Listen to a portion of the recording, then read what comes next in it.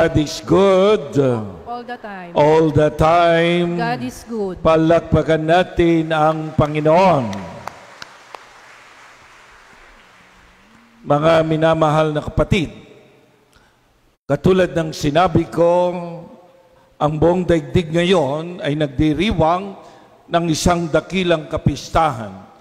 Kasi ngayon nagtatapos nga ang kalendaryo ng simbahan at sa susunod na mga linggo ay makikita na natin ang violet kasi mag-a-Advent season na.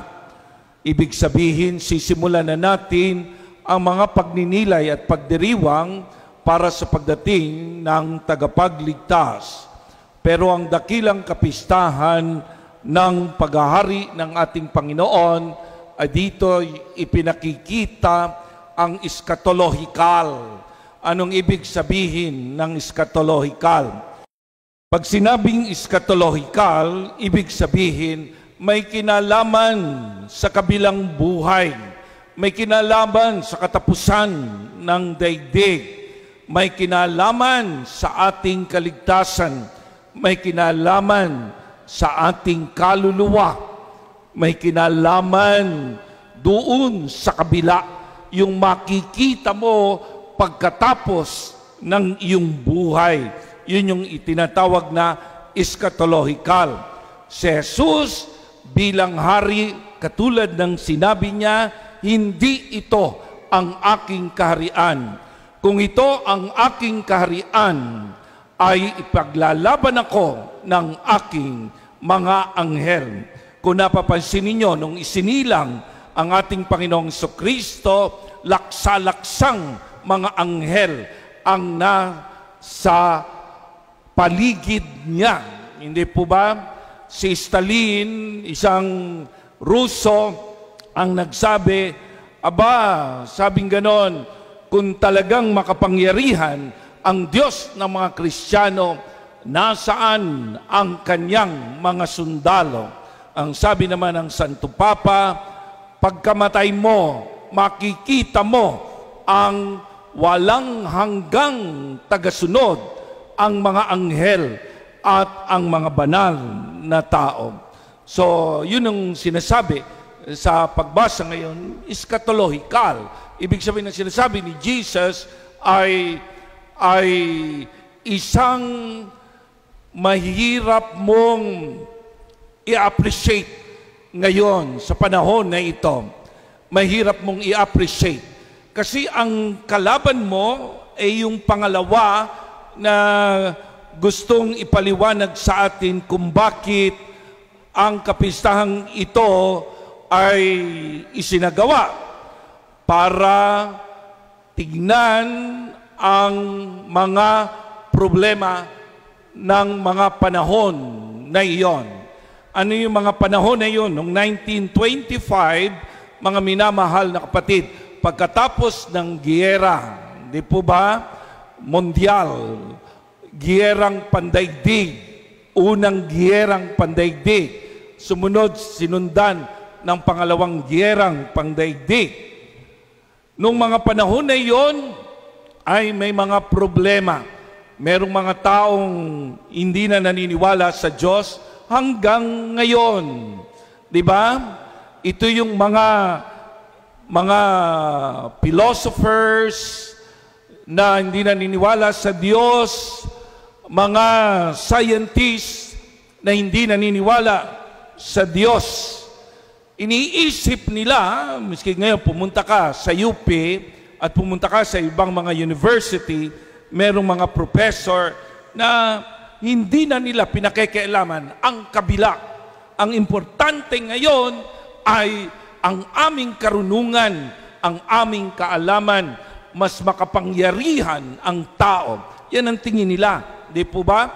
Kaya nalikha sa isip ng tao ang Superman. Si Nietzsche ang naglikha nito, ang salitang Superman o superwoman, ibig sabihin ang makapangyarihan na tao. So yan ang tingin ng sanlibutan. sa tao. Makapangyarihan siya. Okay? Hindi dapat magkaroon ng sagabal sa kapangyarihan ng tao. Kahit na anong kanyang madiskubre, sana ito ay mangyari. Makadiskubre ng nuclear, makadiskubre ng kung ano-ano. Hindi po ba? Makadiskubre ng mga bagay na nakakapinsala sa sangkatauhan at nakabubuti sa sangkatauhan. Kaya sumobra ang pagtingin ng tao sa kanyang sarili. Kaya nalikha yung Superman. Ibig sabihin, ang Superman, ang tao, ang siyang tagapagligtas ng daigdig, hindi ang Diyos. Yun yung kaisipan ng mga panahon na yon, yung super-womo na tinatawag.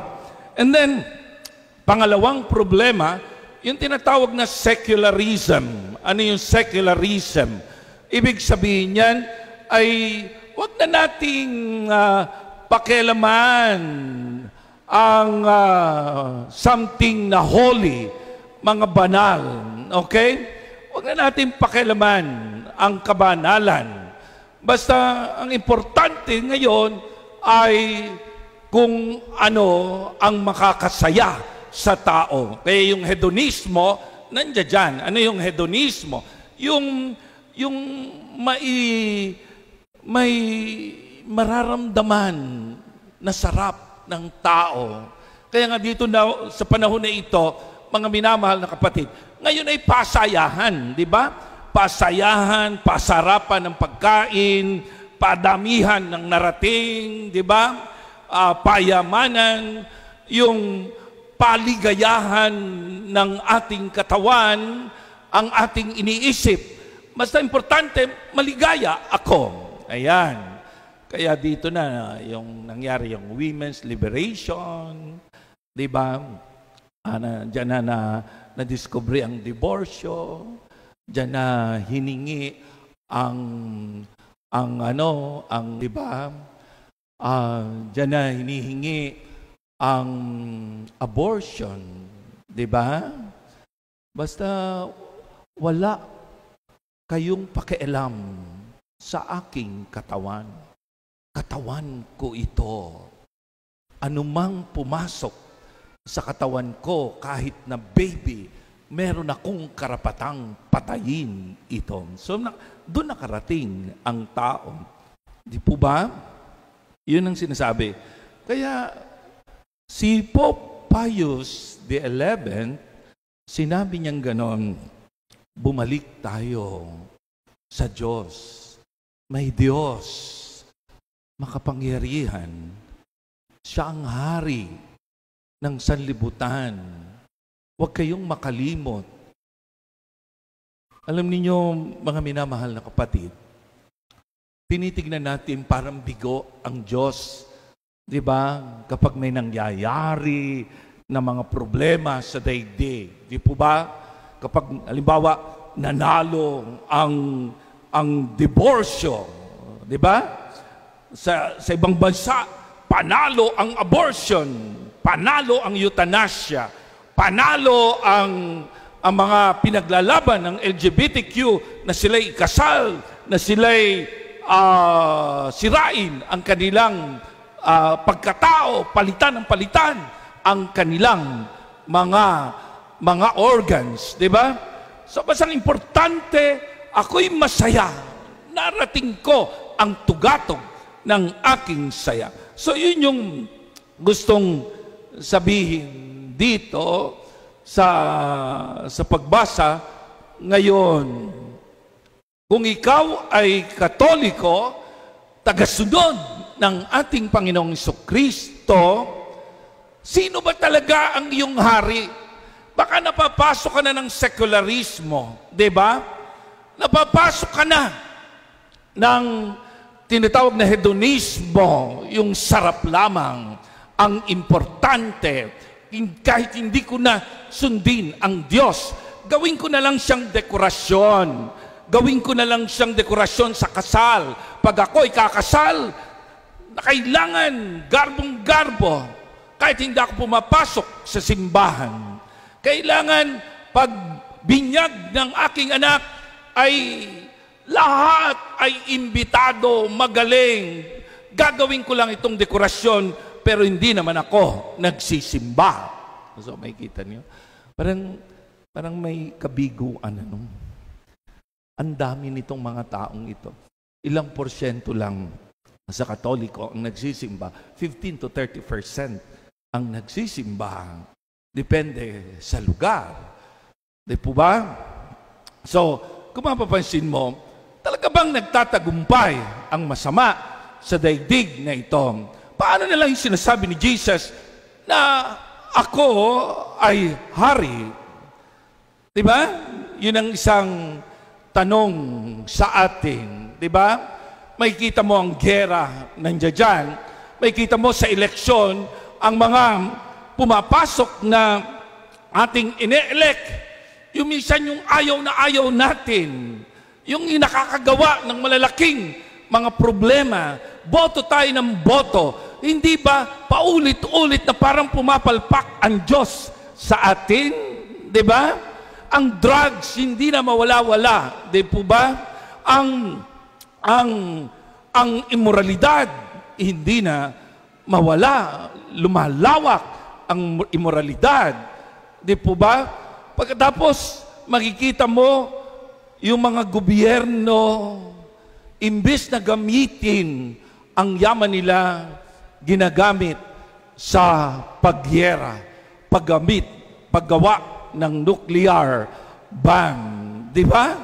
So, minsan, ang lumalabas doon sa mga leader ng mga bansa ay may mga sapak sa ulo. Katulad ng North Korean president. Di ba? Nakita mo, kawawang-kawawa ang mga tao kung kanyang patayin ang mga iyon. Kung kanyang ikulong 3 generation, hindi mo man lang mapunasan ang kanyang picture doon sa loob ng bahay ninyo. May picture siya at pinaalis ang mga picture ng imahen ng Diyos. Pinaalis ang Biblia. Pero yung picture niya ay nandoon. Kapag hindi mo pinunasan yan at naalikabok at binisita ang iyong bahay, 3 generation ka makukulong. Ikaw, anak mo at apo mo. Di ba may mga topak? Di ba may topak? Agaw ng karagatan, agaw ng teritoryo. Di ba? At ang iba pang mga presidente, sa atin lang, tignan mo ngayon. Di ba? Bantaan ng bantaan, ipapapatay kita. Nagsabi na ako sa aking mamamatay tao, nakikilala ko, ipapapatay kita. Pag ako ay pinatay mo. Pero may mga topak sa ulo, pagkatapos ine-elect mo, tapos sinasabi mo, pinagaharian tayo ng Diyos ang daigdig. Sinasabi mo, pinagaharian ka ng Diyos. Tapos sisisihin mo ang Diyos. Di ba? Anong nangyayari sa buhay namin? Ikaw Ikaw yon. Ikaw ang may kasalanan. Hindi ba umiyak si Jesus? Umiyak si Jesus. Wala na siyang magawa. Ang tunay na pag-ibig ng Diyos, yung powerless siya. Ayaw niyang kontrolin ka. Sapagkat meron kang kapasidad, meron kang power, kapangyarihan, na katulad ng Diyos na lumikha ng kabutihan, gumawa ng kabutihan, gumawa ng kasamaan. Kung pwedeng gusto mong gumawa ng kasamaan, hindi ka pwedeng kontrolin ng Diyos.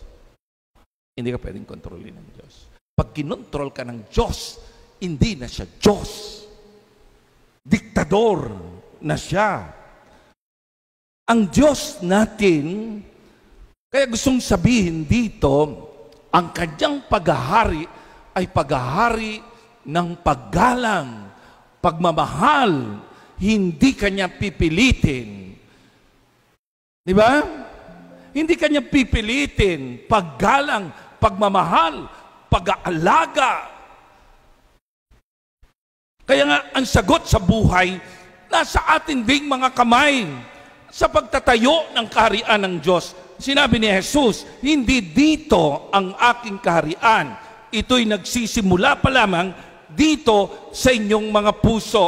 Sino man ang aking naimpluwensyahan, sino man ang aking nai-inspired, sino man ang nakakaintindi sa akin bilang Diyos, yun ang mga pinagaharian ng Diyos. Pero kung nagsisimba ka, tapos di mo naiintindihan ng Diyos mo, yung kanyang mga turo, hindi mo naiintindihan, hindi ka pinagaharian ng Diyos. Pinagaharian ka pa rin ng demonyo. Ginagawa mo lang dekorasyon ang simbahan. Di ba? Kaya sabi nga nun ni Mahatma Gandhi, isang hindi Katoliko, sabi niya ganon, ang Biblia ng mga Katoliko ay sapat na. Basahin ito ng mga Kristiyano. Maiintindihan nila ang kanilang Panginoon. Kaya nga, makikita mo, ang mga pinagaharian ng Diyos ay naaapektuhan, na motivate, na uudyukan ng paghahari ni Jesus. Naalala ko ng isang araw, kailangan ko ng attorney. Kasi meron kaming kasabihan, yung mga attorney kaya mapupunta sa langit, yung mga judges. Nandito ba si attorney? Wala naman dito mga attorney, walang attorney. Mapupunta kaya sa langit? Ang isip natin sa mga attorney, sinungaling, matakaw sa pera, di ba? Nangungwarta. Pero meron ako nakausap na isang attorney, naku po, napakabanal. Napakabuting tao. Ang galing-galing magpayo. Sabi ko, itong taong ito ay pinagaharian ng Diyos. Sabi niya, kailanman, Father, hindi ko na-experiensa. Kasi dati siyang pulis na manakit ng tao, makapatay ng tao. Iniwasan ko iyon. At ngayon malinis ang aking konsensya. Nahaharap ako sa aking hari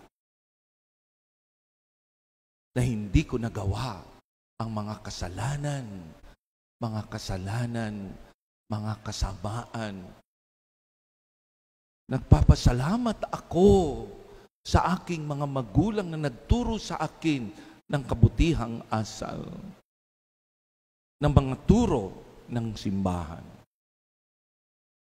Kaya po, yun po kasi ang akala natin, porkit nasa religion tayo ng born again, ligtas ka na, pakyawan, ligtas kami. Kapag nasa religion ka ng Iglesia ni Cristo, kami lang ang maliligtas. Kapag nasa religion ka ng Muslim, kami lang din maliligtas. Sa Catholic, hindi ganyan ang pananaw, ha? Walang pakyawan. Ibig sabihin, paano mo isinasabuhay ang paghahari ng Diyos? Paano ka naapektuhan nito? Paano ka na-motivate? Paano ka nauudyukan nito? Ang tagal-tagal na nating nagsisimba, di ba? Mga estudyante, ang tagal-tagal mo nang nagsisimba, pero hindi ka naapektuhan. Miski pagsisinungaling, talamak na sa iyong pagkatao. Sinabi ni Jesus, sinabi ng Biblia, huwag kang magsinungaling. Di ba?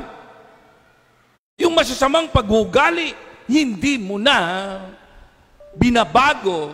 Basta alam mo, ikaw ay Kristiyano, Katoliko. Mali yan. Ayan sinasabi ni Jesus, nasa atin ang mga puso, na sa puso na ng mga tao ang aking paghahari. Nagsimula na ito. Magsisimula lang ito kapag nagsimula kang magseryoso na sundin ang kalooban ng Diyos. Diba?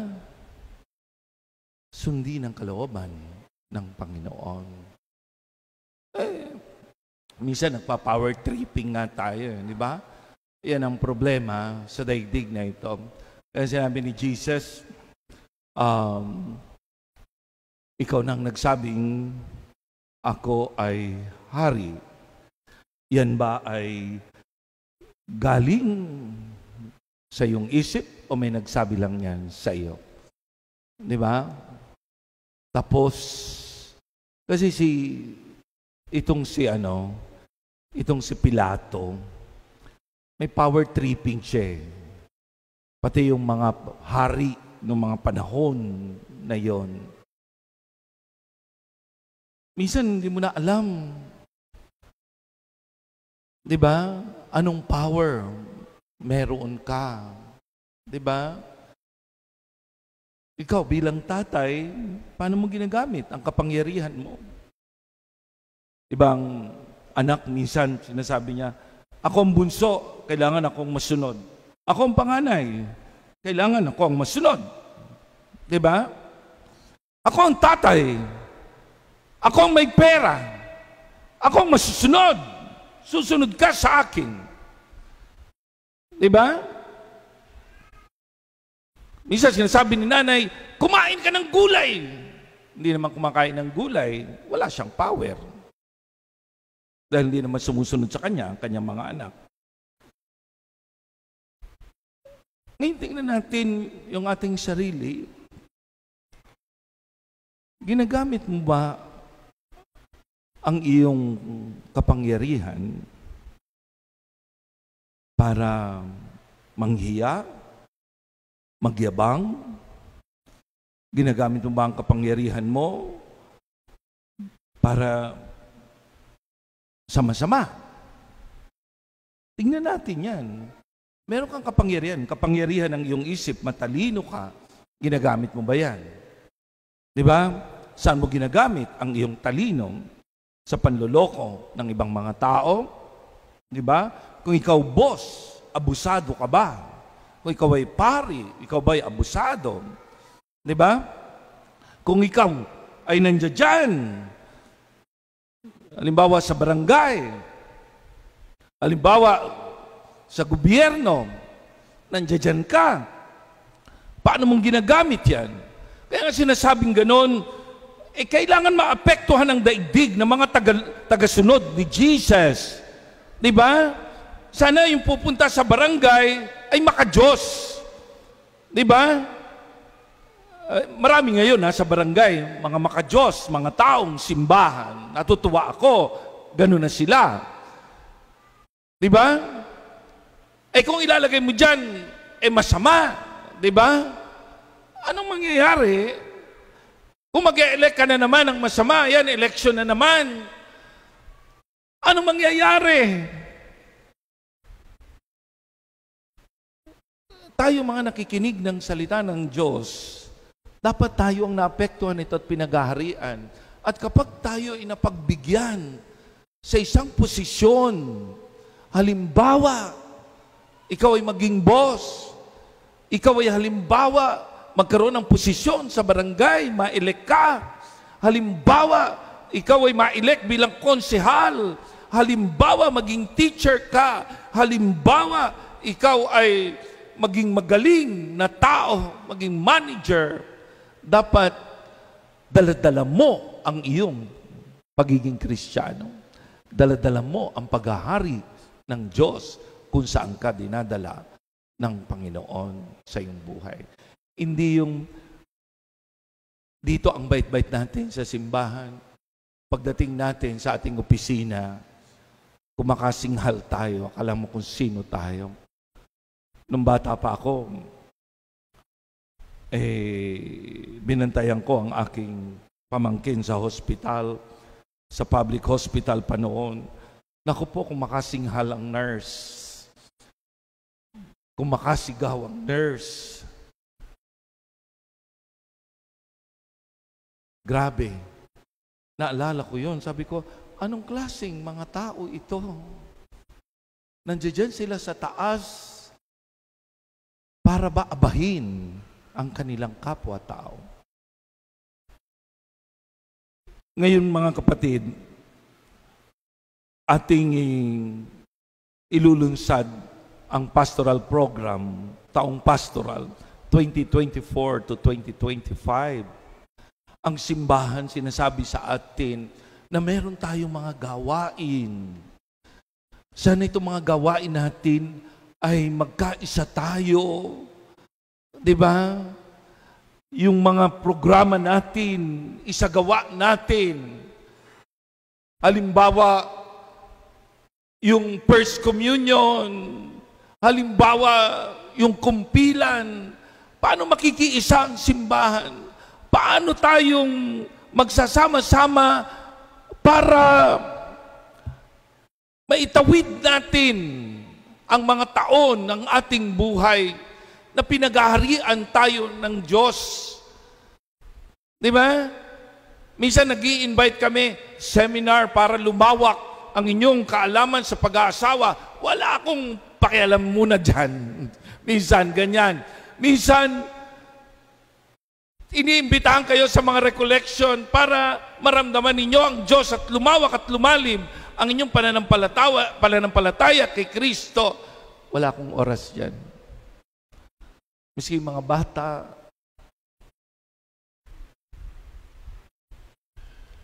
naaawa kami kasi gusto namin gawin ang magagawa namin para matulungan ang bawat isa, para ang paghahari ng Diyos ay mangyari nawa sa ating buhay. Pero kung wala tayong pagkakaisa, yung kinakanta natin, magkaisa't makiisa't makibahagi, tapos na po yun, hindi na po natin kakantahin yun. Minsan pagkatapos ng misa, takbuhan tayo. Ayaw na nating papigil. Diba? Ayaw nating makiisa. Ayaw nating makibahagi. Paano ba yan, yung paghahari ng Diyos? Paano tayo magkakaisa ng isipan, magkakaisa ng puso?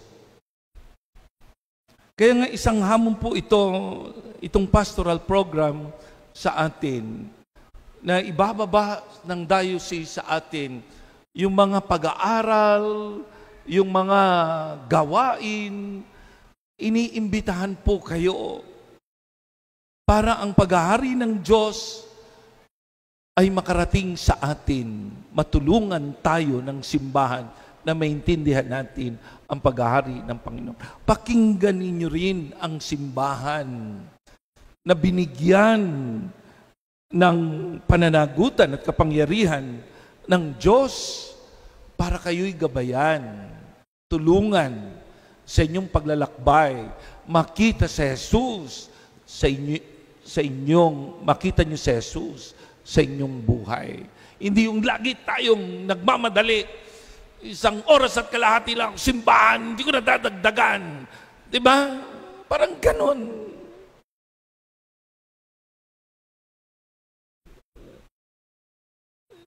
Reviewin po natin yung ating sarili. Isang hamon yan sa atin. No? Ako ba'y nakahanda sa paghahari ng Diyos?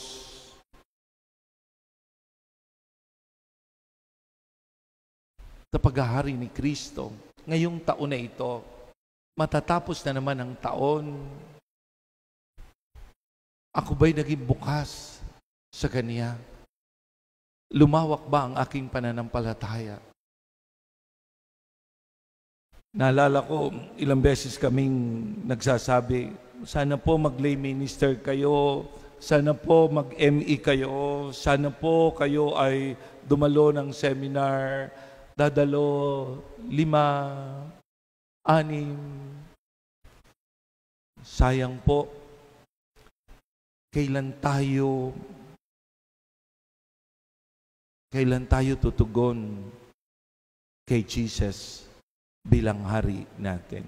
Maging bukas po sana ang ating puso sa taong ito at sa mga susunod na taon kung saan tayo dinadala ng Espiritu, kung saan tayo dinadala ng Diyos. Huwag lang po panay pera, huwag lang po panay trabaho. Hindi kayo dinala ng Diyos dito para maghirap lamang. Hindi kayo dinala ng Diyos dito para magtrabaho lamang. Hindi kayo dinala ng Diyos dito para maging mayaman lamang at masaya lamang. Dinala kayo ng Diyos sa daigdig na ito upang maging tapat kayo sa Kanya.